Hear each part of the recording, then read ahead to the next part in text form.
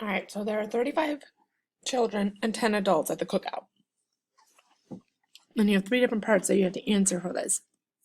The first part, A, says write a ratio statement for the amount of adults, adults to children. Okay, they just want, you got to pay attention, they want a ratio statement, adults to children. So we have 10 adults, 35 children. So for every 10 adults, there are 35 children. So part B says, write the ratio of children to total people at the cookout in three different ways. So I want children to the total amount of people. So not just adults, not just children, but everybody. So if I have 35 children and I have 10 adults, I'm going to have a total of 45 people, total people at the party, okay? So now that I have 45 people, how many children do I have? Well, there's 35 children to 45 total people. That's one way.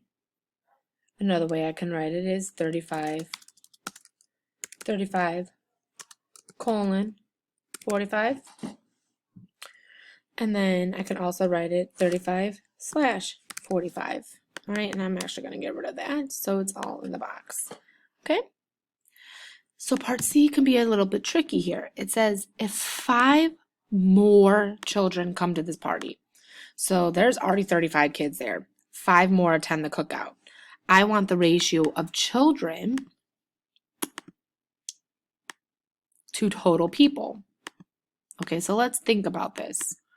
You have 35 children. 5 more come. So now, if you have 35 and 5 additional come, you got 40 children now.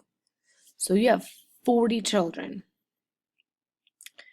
If 5 more people attended the party and you had 45 before those people, you have to add that 5 to that. So you would say 45 plus 5 is 50. So your ratio is 40 to 50. Okay, that one's a little tricky. Okay, so just pay attention to the wording of everything. And then again, if you had 35 people or 35 children at the party, 5 more come. So you have to add 35 plus 5. That gives you 40.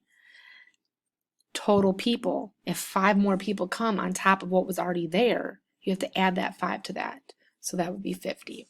Okay, and that's DMR for today.